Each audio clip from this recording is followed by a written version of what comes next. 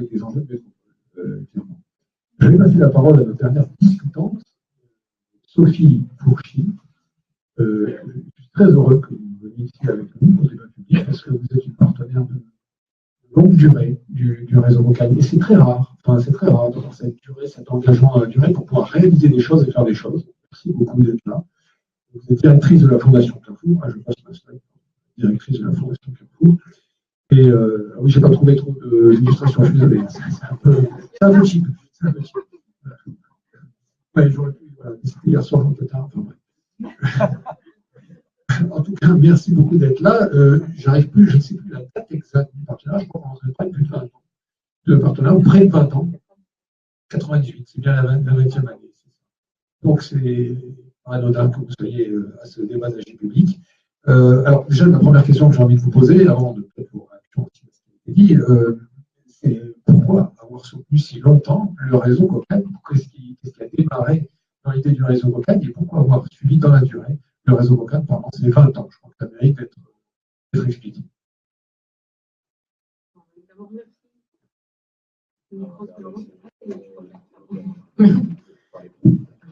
Merci de m'inviter. Je suis très heureuse d'être parmi vous, d'abord par la qualité des interventions. C'est intéressant. Qu'est-ce qui fait qu'on est partenaire du réseau Cocagne? Déjà, je pense que ça s'est fait pour le réseau territorial, tout ça. Il y avait un magasin Carrefour qui était juste adossé à côté du jardin de Chalzol. Donc, en fait, ça s'est créé comme ça, tout simplement, je crois, par une envie de construire ensemble un projet qui avait du sens, qui nous semblait être pertinent. C'était vraiment tout nouveau, en fait. Les AMAP n'existaient pas et c'était de l'insertion et c'était des. Enfin, voilà. Pour toutes les raisons que vous connaissez, que je ne vais pas dire, ça a généré en fait un premier partenariat.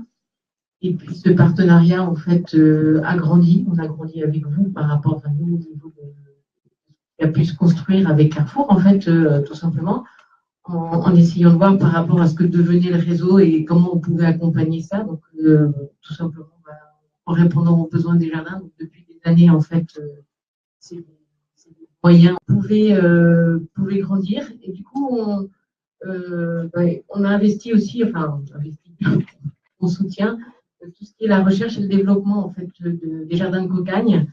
Donc ça suppose évidemment Voilan, qui pour nous était une vraie vision et qui l'est toujours d'ailleurs, dans la vision qu'elle apporte parce que des jardins sur les territoires, mais également un support au niveau de la formation. On parle beaucoup des besoins en fait aujourd'hui au niveau de la conversion. Je pense que et nous on entend peut-être ce que vous n'entendez pas ou j'en sais rien en fait, mais également un besoin de pouvoir répondre à ce besoin local de formation régulière en fait.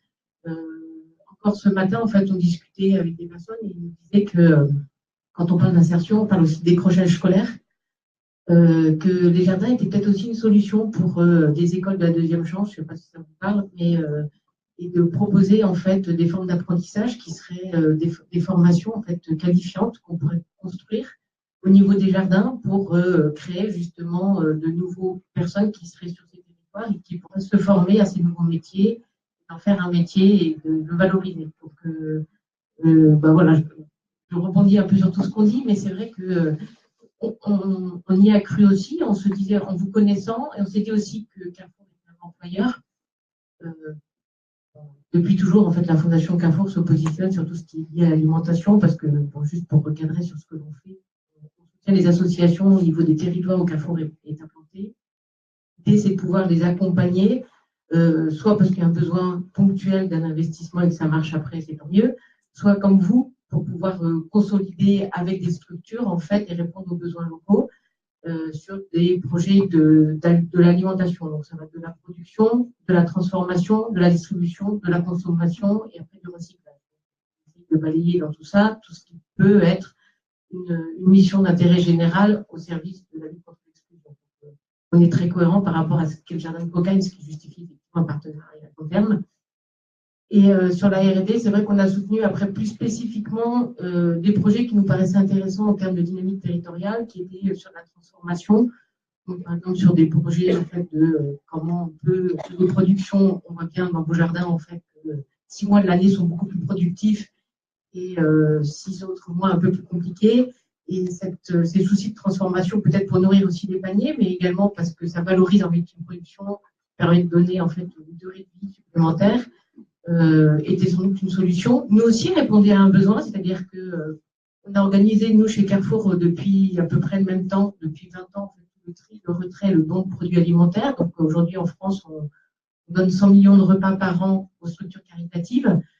Et on a envie d'aller plus loin, on a envie de qualifier en fait ces dons-là, on a envie de les transformer, c'est-à-dire qu'on a envie vraiment de mieux travailler dans ce don, pas simplement de donner, mais de trier ce qui est vraiment donnable et de transformer ce qui est un peu moins, et donc de valoriser. Donc on trouvait que vous étiez un peu notre R&D en fait au niveau des magasins, c'est ce qui change un peu la donne et qui est intéressant aussi pour nous. Donc voilà, dans la R&D, il y a également en fait ce qu'on voit apparaître aussi dans ces nouvelles formes de jardins, qui sont aussi ces jardins souvent un peu urbains, qui sont des créateurs de nouveaux emplois. Donc certainement qui font travailler des personnes qui en sont éloignées, mais également qui créent des emplois qui n'existaient pas. On le voit justement dans cette offre qu'on a envie.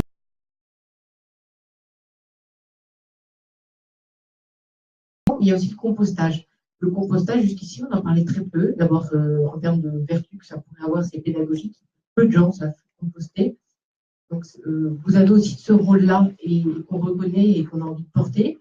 Mais également le rôle de pouvoir trouver des emplois qui n'existaient pas, de composteurs, de gens qui pourraient venir chercher des produits, les composter et puis abonder les jardins et renourrir tous ces jardins, en fait. Et je pense que Carrefour a un rôle aussi à jouer parce que du coup, on pourrait être apporteur de solutions puisqu'on a plein de choses à donner. C'est un peu le système de la grande distribution. Et donc voilà, donc dans ce qui est aujourd'hui l'histoire de notre partenariat, c'est un peu tout ça et on a envie de grandir avec vous parce qu'aujourd'hui, vous êtes certainement apporteur de solutions aussi pour Carrefour. Merci beaucoup, c'est encourageant.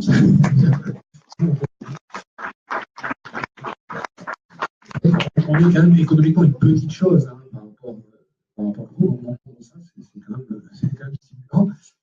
Et donc, du coup, aujourd'hui, vous vivez aussi ces enjeux, je crois que vous étiez d'ailleurs. Vous vivez ces enjeux de transition alimentaire, enfin, d'agenda public là-dessus. Pour la Fondation Carrefour, ça signifie quoi? Quel est votre rôle d'accompagnement de cette transition alimentaire? Comment vous le concevez? Alors, je ne vais pas parler de Carrefour parce que je ne me sens pas suffisamment à l'aise pour pouvoir parler de la transition alimentaire qui a été annoncée par Carrefour. Mais je pense que c'est quand même bien de repositionner le rôle de la Fondation par rapport à un groupe alimentaire qui, au début d'année, a clairement affiché sa volonté de pouvoir aller vers ça.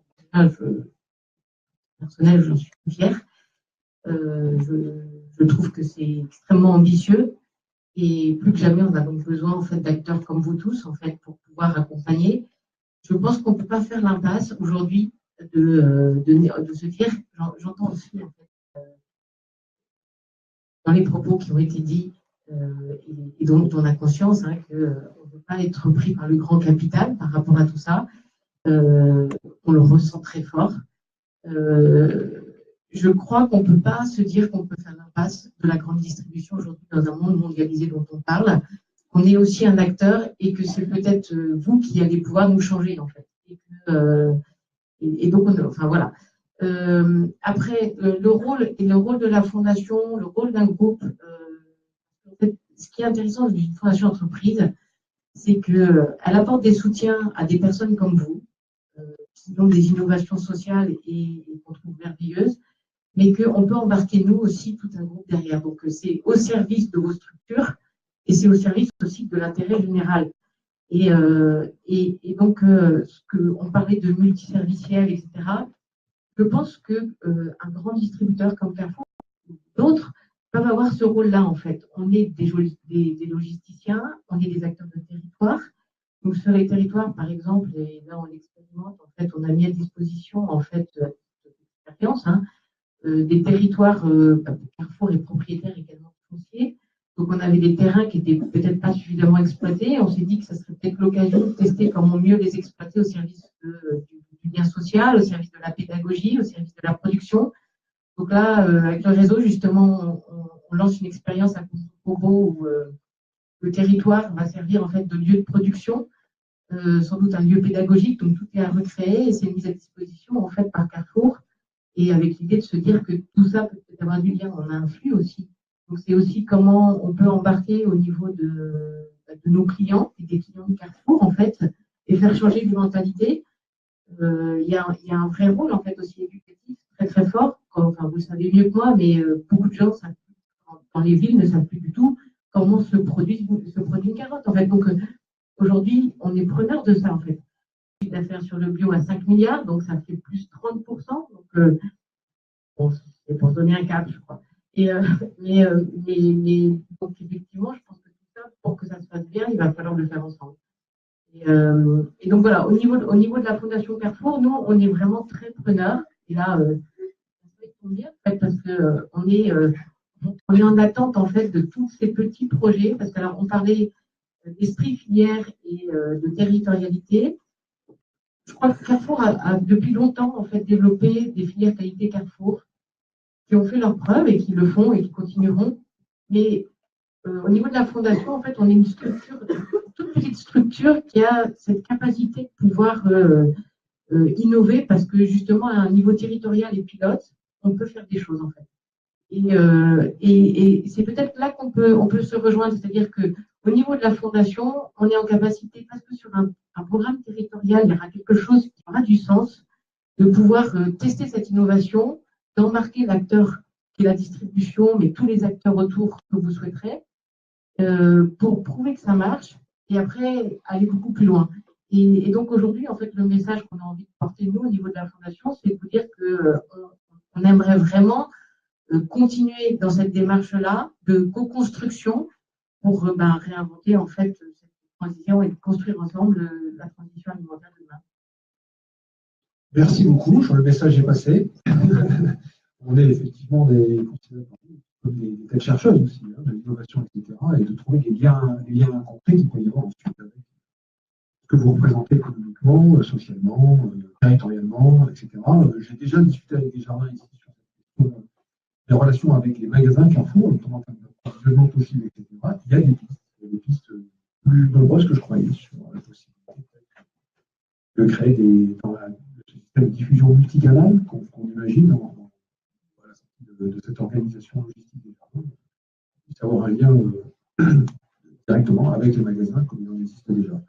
Merci beaucoup. Je pense qu'on reviendra dans les questions sur ces. Moi, j'aurais envie de poser d'autres questions, mais le temps que vous avez compté, parce que vous êtes quand même un ingénieur agro qui a aussi beaucoup voyagé dans le monde, etc. Et c'est la vision mondiale aussi de Carrefour par forme d'agriculture, de transition alimentaire au niveau mondial. Vous les vivez aussi, et c'est important d'avoir aussi un regard qui relativise Juste là-dessus, c'est vrai qu'en termes de tête chercheuse ou d'accompagnement, Carrefour est en Roumanie et vous êtes en fait ceux qui accompagnent aujourd'hui ceux